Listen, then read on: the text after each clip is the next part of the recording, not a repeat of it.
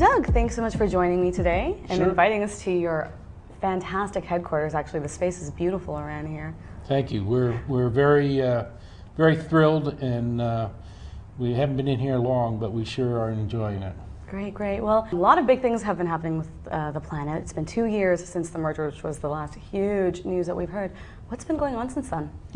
Well, the last 2 years, we've been really basically focused on the fundamentals, which is how do you take two distinct, different businesses that have been competitors and merge them.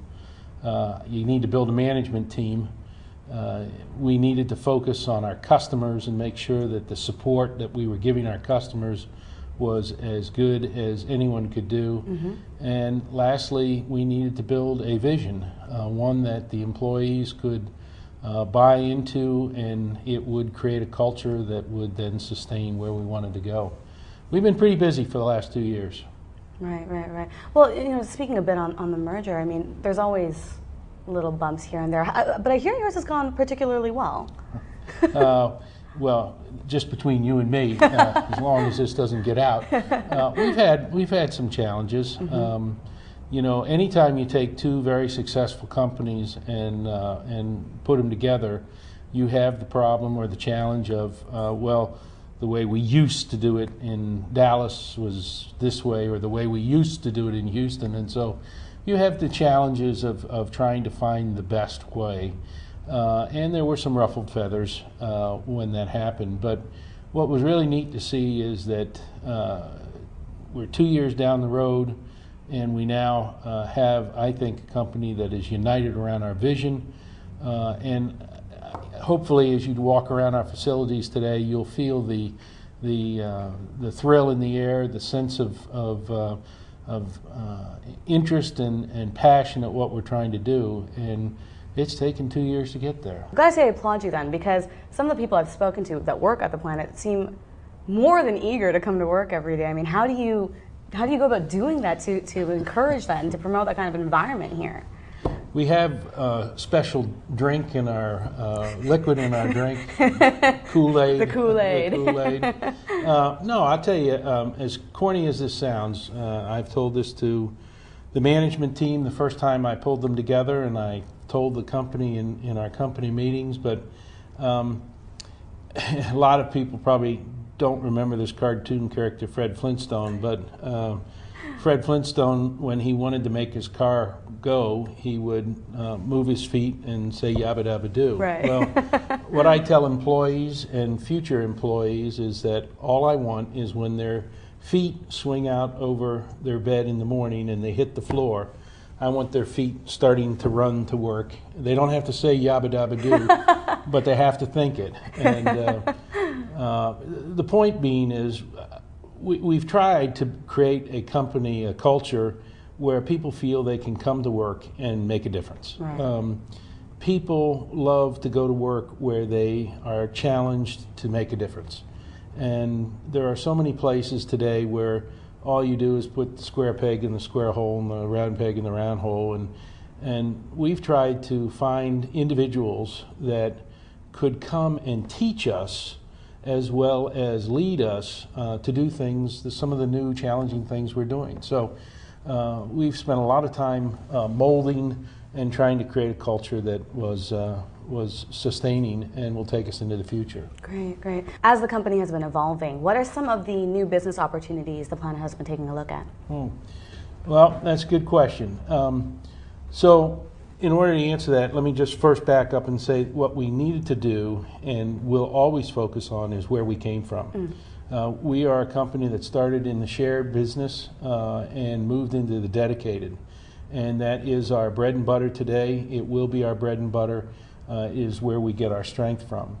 However, what's happening is the customers are beginning to ask, in many ways, demand more from us than what we have been able to deliver for them. And this has given us a chance. We talk about the last 2 years, and basically what we spent that doing was building a foundation so that it was rock solid, that we could then begin to launch new services. And we are just about ready to launch some very exciting new products for the company. We will be moving more into the managed business area than we've ever been before. We will be doing it through the process of announcing a managed hosting product line as well as an advanced services product line. And that's just the beginning of some of the things we want to do. Great, great. Well, you know, that's a pretty big change. How are you going about accommodating these kind of changes? Good question. You know, there's two ways you can move into new businesses. One is organic, and the other one is, of course, inorganic. Mm-hmm.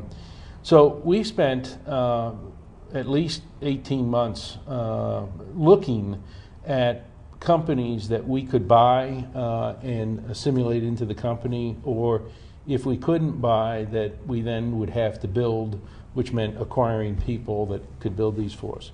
And so we've spent a good deal of time talking to a number of companies in the managed hosting space, and realized that our best thing to do would be to hire the right people to come in and teach us. And this is something that we're trying to do as part of our culture, is that we are a continuous learning organization, that every day we have to get smarter, because if we're not, our competition will be.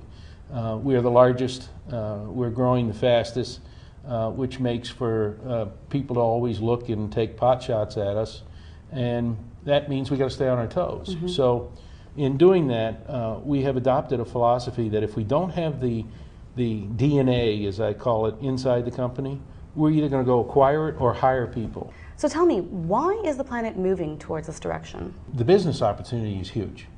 The managed space is growing at 35% a year, and there are very few people that are focused on the small to medium-sized businesses, which is where our sweet spot is. Mm-hmm. So when you take a look at customers are demanding it or wanting it, they feel comfortable outsourcing today. It's 75% cheaper to do it today than to do it in-house, and they sleep better.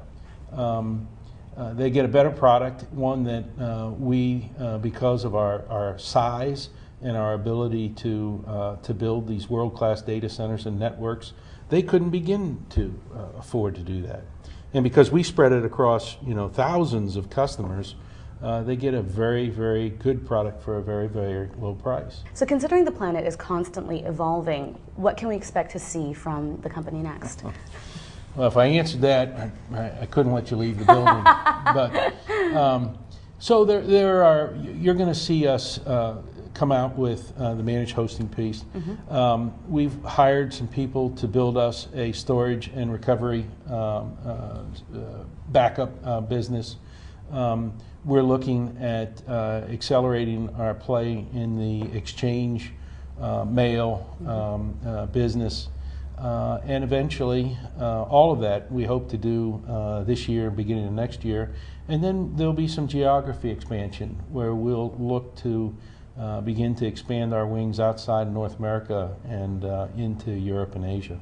Great. So pretty aggressive plans over the course of the next 24 months. Well, Doug, thanks so much for taking the time to tell me a little more about what the planet has been up to. You're welcome.